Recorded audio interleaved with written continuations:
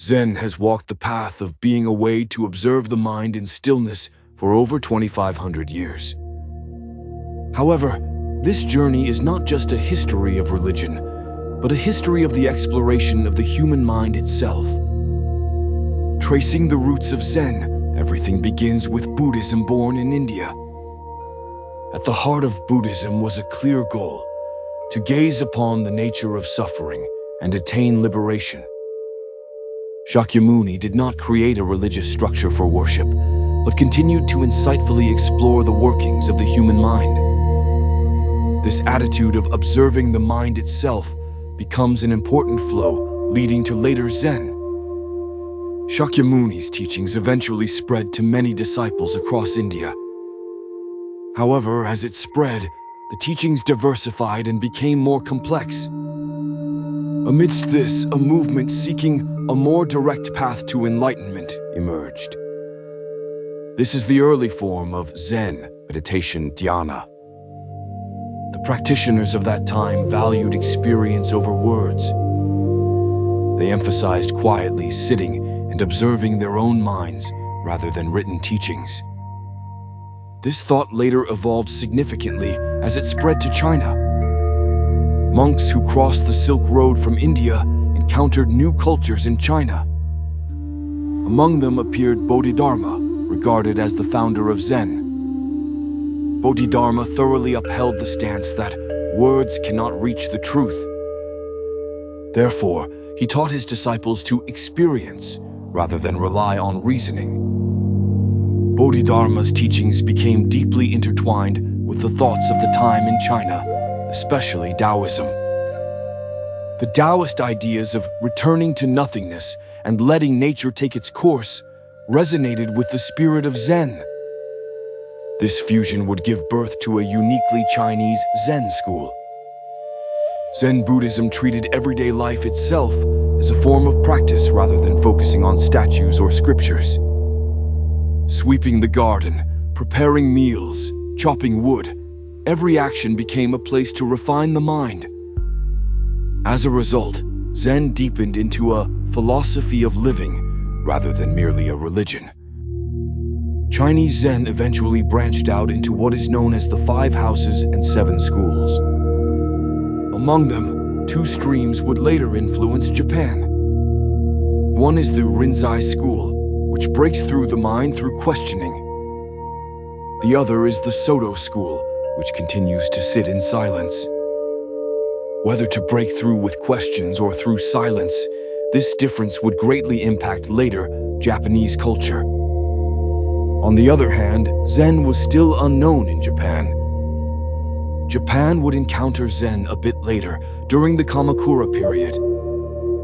At that time, Japan was witnessing the rise of the samurai, and the structure of the nation was about to change significantly. Indeed, the era when Zen was most needed was approaching. During the Kamakura period, Japan was entering a major shift in values. The political landscape was transitioning from a nobility-centered system to one centered around the samurai. The samurai valued strength and resolve, living in a world devoid of ambiguity. The spirituality of the samurai resonated strongly with Zen's attitude of cutting through confusion. In such an era, a figure emerged who traveled to China and brought back Zen. One of them was Issei, who introduced the Rinzai school to Japan. Feeling limited in his studies at Mount He, Issei decided to travel once more to the heart of China. There, he encountered the rigor and clarity of Rinzai Zen, which left a profound impact on him. This teaching is exactly what Japan needs. Issei was convinced and brought Zen back to Japan. Rinzai Zen is a practice that seeks to break through the barriers to enlightenment through questioning. By confronting the difficult questions posed by the master, koans, one attempts to transcend the limits of thought. The Stoic attitude was very compatible with the way of life of the samurai.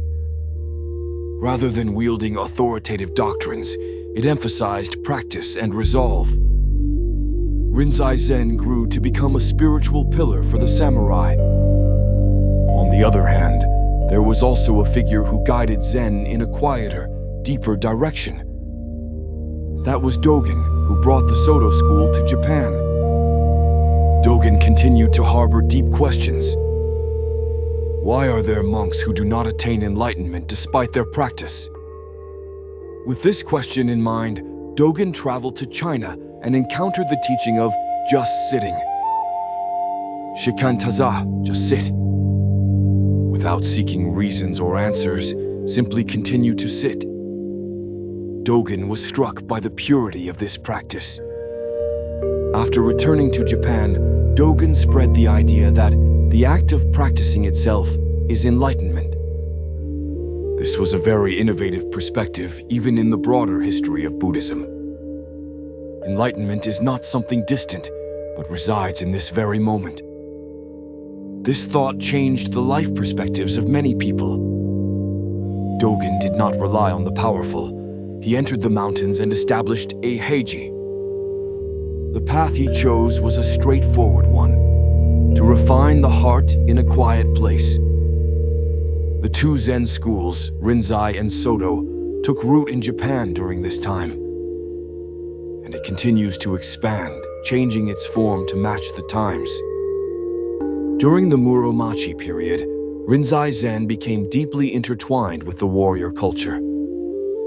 The spirit of Zen became the foundation for many aspects of Japanese culture, such as tea ceremony, gardens, calligraphy, and architecture. Eliminate the unnecessary. Cherish the empty spaces. Honor tranquility. These aesthetic values were proof of Zen's deep integration into Japanese culture. As we entered the Warring States period, the role of Zen grew even larger. Warriors lived in a harsh era where they had to always be prepared for death. What they sought was a steadfast heart. Zen teachings were valued as mental techniques to overcome fear and confusion. Many famous generals practiced Zazen and faced the battlefield with that spirit. Zen transcended mere religion, becoming a mental technique for survival. The reason Zen was embraced by the samurai was very simple. It was a teaching that did not rely on words. On the battlefield, there was no time to chant complex doctrines or long sutras. What the samurai sought was a method to quickly calm their minds and cut through confusion. The act of Zen, just sitting, met that need. Moreover, Zen provided warriors with a perspective that transcended life and death. Before birth and after death, everything is part of a greater flow. This perspective became a mental pillar for fighting without extreme fear of death. Eventually, the spirit of Zen influenced the ethical views of the samurai. At the core of the values called Bushido, Zen thought flowed quietly. A purity that does not cling to life. A posture of self-discipline. The resolve to abandon confusion and walk a single path. These aspects resonated deeply between Zen and Bushido. Later, Zen also blossomed significantly in the field of culture. The spirit of Wabi Sabi emerged from Zen's heart that accepts imperfection. Even in the small space of a tea room, Zen thought resides. The empty spaces and hanging scrolls, the intentionally unrefined garden stones, the presence within silence. Zen became the very foundation of the Japanese aesthetic consciousness. And during the Muromachi period, Zen became closely linked with major institutions. In the Rinzai sect, a system of temple ranks called the Five Mountains system was established. With Nanzenji as the pinnacle, the 5 mountains of Kyoto and Kamakura were established. This signifies the development of Zen temples as centers of politics and culture. Zen monks also thrived as cultural figures, deeply involved in calligraphy, gardens, and diplomacy. Notably, Muso Soseki left a revolutionary impact on garden culture. The gardens he created are known as the art of tranquility and continue to captivate many even today. However, as Zen grew larger, problems also arose. Authority became centralized, formalization progressed, and the original spirit began to drift away. It was Ikkyu Sojin who called a halt to this trend. Known from anime as Ikkyu-san, he was, in reality, a very unconventional Zen monk. With a skeleton staff in hand, he launched sharp satirical critiques against society. Yet, beneath it all lay a strong belief that Zen must not lose sight of its essence. Ikkyu challenged the Gozen system, a symbol of power. Zen is not for hierarchy, he asserted. Zen should be at the heart of living. His voice influenced many and led to a movement to reclaim the free spirit of Zen. In the history of Zen, Ikkyu's existence symbolized a return to the original point. As the Warring States period approached, Zen showed even more unexpected expansion. Amidst the chaos of war, what people sought was an unwavering heart. For warlords, mastering fear was an absolute condition for survival. The tranquility of Zen became a source of strength to maintain one's spirit even on the tumultuous battlefield. Particularly famous was the interaction between warlords and Zen monks. Many warlords frequented Zen temples to strategize, calm their minds, and cut through their doubts. They perceived Zen not merely as a faith, but as a method of thinking to win. What Zen brought to the samurai was the ability to read situations calmly by emptying the mind. This can be likened to what we now call mental control. Zen matured as a technique of the spirit to survive the turbulent waves of the times. At the pinnacle of Nanzenji, the 5 mountains of Kyoto and Kamakura were established. This signifies that Zen temples developed as centers of politics and culture. Zen monks also thrived as cultural figures, deeply involved in calligraphy, gardens, and diplomacy. In particular, Muso Soseki left a revolutionary impact on garden culture. The gardens he created are known as the art of tranquility and continue to captivate many people today.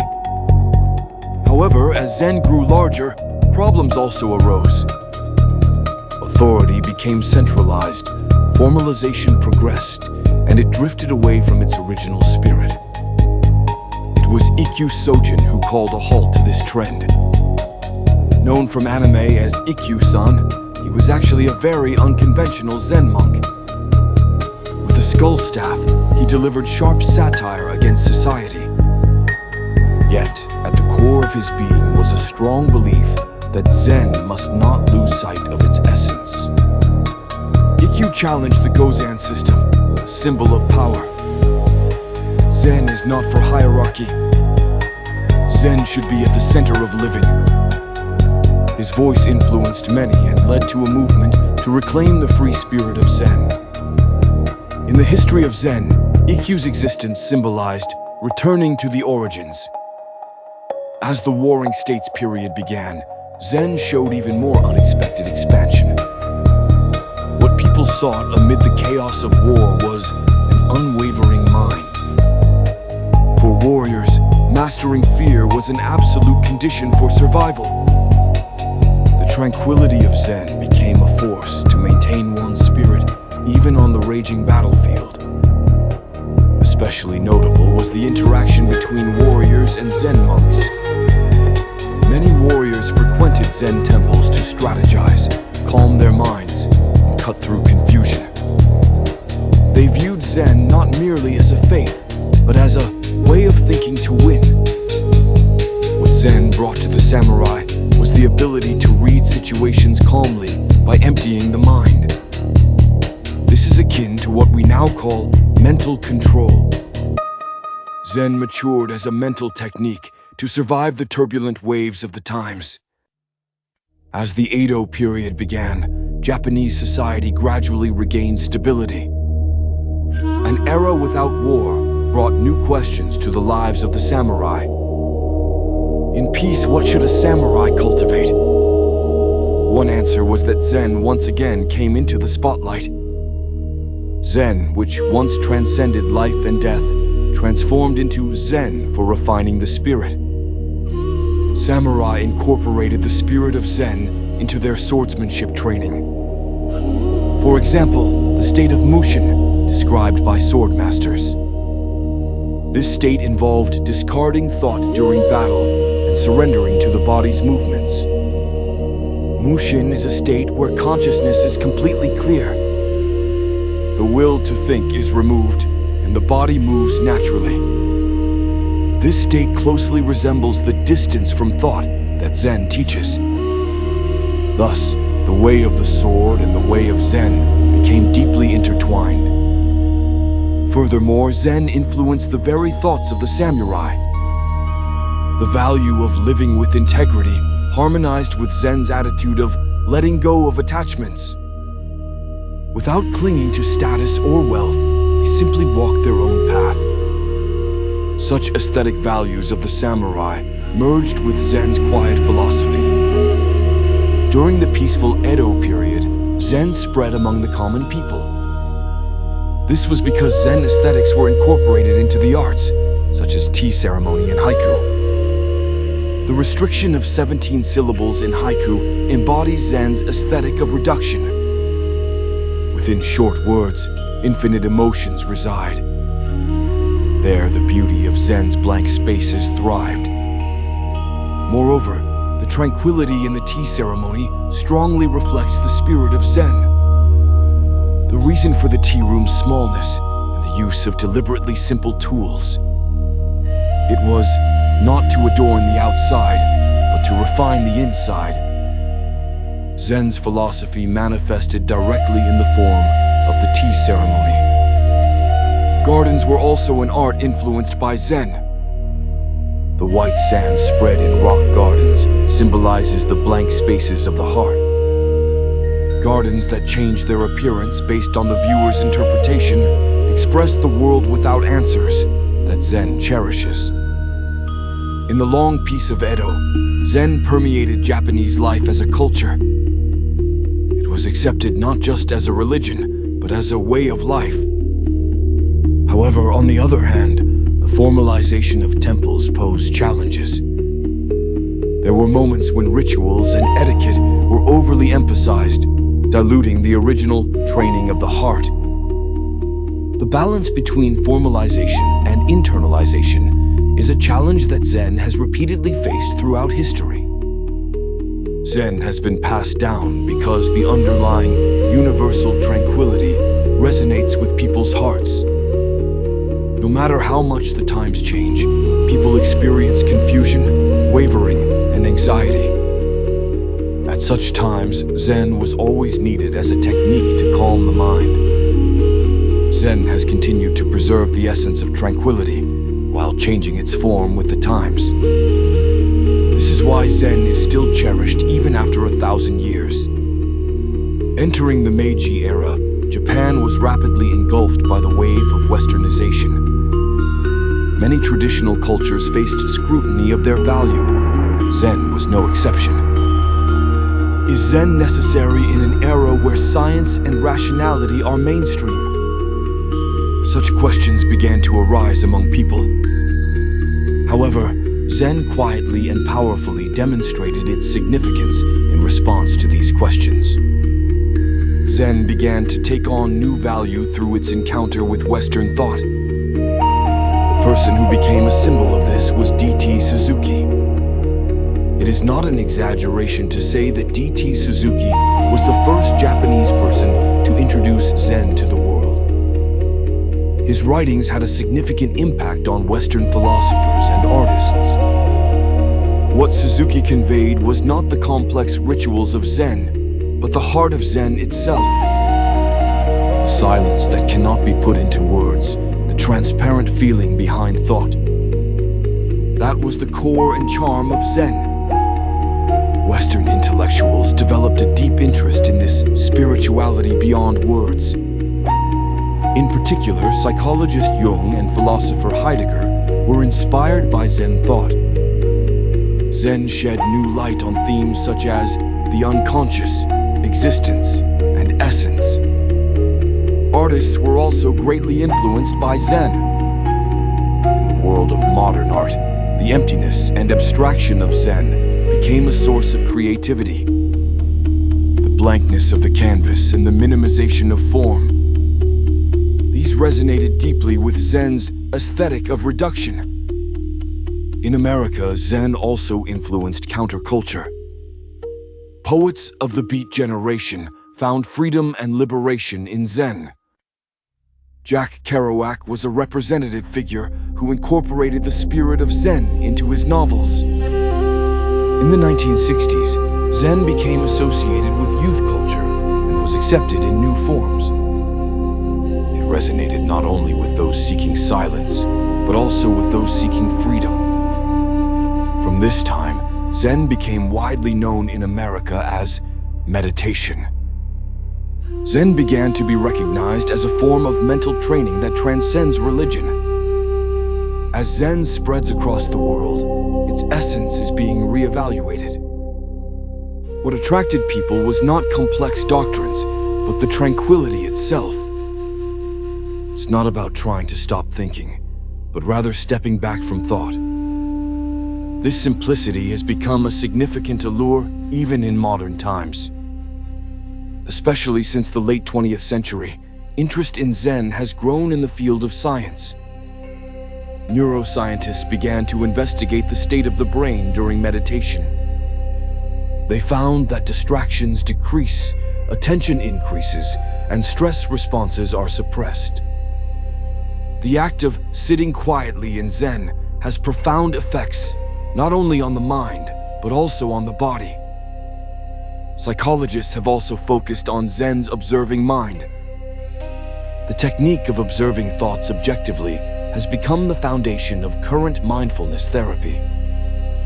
This has been scientifically recognized as an effective way to alleviate the stress and anxiety faced by modern people. Thus, Zen has spread as a technique for living that transcends religion. In the business world, Zen's ability to create space has begun to attract attention for fostering creativity. By pausing amidst busyness and clearing the mind, better judgments can be made. Zen philosophy has become essential in today's fast-paced society. As the world becomes chaotic and uncertainty rises, people increasingly seek tranquility. The reason Zen is loved across eras may be because it offers unchanging reassurance. As Zen spreads across the world, its essence is being reevaluated. What attracted people was not complex doctrines, but the tranquility itself. It's not about trying to stop thinking, but rather stepping back from thought. This simplicity has become a significant allure even in modern times. Especially since the late 20th century, interest in Zen has grown in the field of science. Neuroscientists began to investigate the state of the brain during meditation. They found that distractions decrease, attention increases, and stress responses are suppressed. The act of sitting quietly in Zen has profound effects not only on the mind, but also on the body. Psychologists have also focused on Zen's observing mind. The technique of observing thoughts objectively has become the foundation of current mindfulness therapy. This has been scientifically recognized as an effective way to alleviate the stress and anxiety faced by modern people. Thus, Zen has spread as a technique for living that transcends religion. In the business world, Zen's ability to create space has begun to attract attention for fostering creativity. By pausing amidst busyness and clearing the mind, better judgments can be made.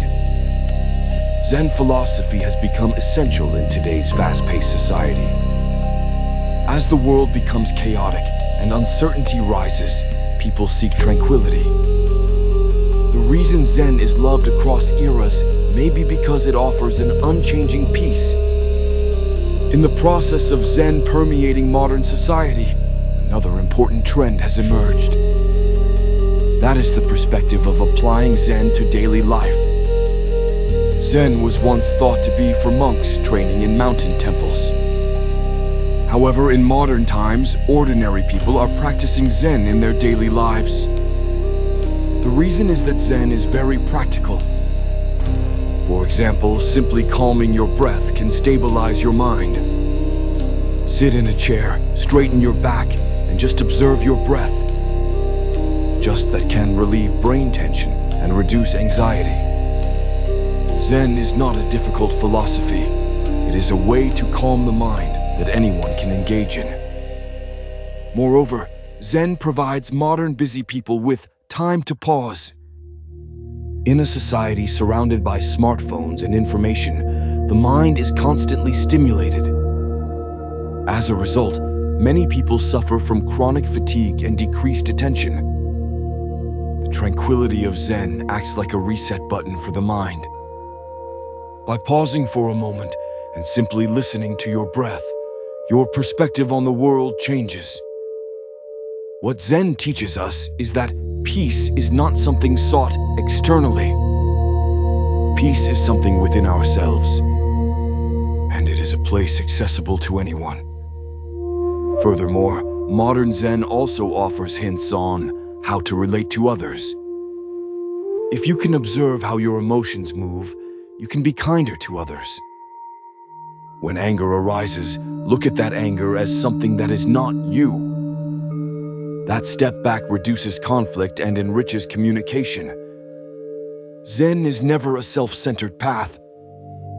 By treating yourself with care, you can also treat others with kindness. This kindness that spreads from within connects to the spirit of compassion taught by the Dalai Lama. Modern Zen has transcended religion and is now applied to human relationships and social issues. Additionally, the evolution of technology is also promoting the spread of Zen. Meditation apps and online Zen sessions have made Zen more accessible. We live in an era where people around the world can experience the tranquility of Zen from their homes. These new styles do not lose tradition. Rather, they connect Zen to the future. Zen is both ancient and always new. This is because the human heart has always faced the same troubles throughout time. Anxiety, confusion, anger, impatience. These are universal themes of humanity. Zen is a simple yet powerful method to confront these fundamental questions. The role of Zen in modern times is expanding more than ever. In psychotherapy, education, welfare, business, and creative activities. In every field, the power to organize of Zen is in demand.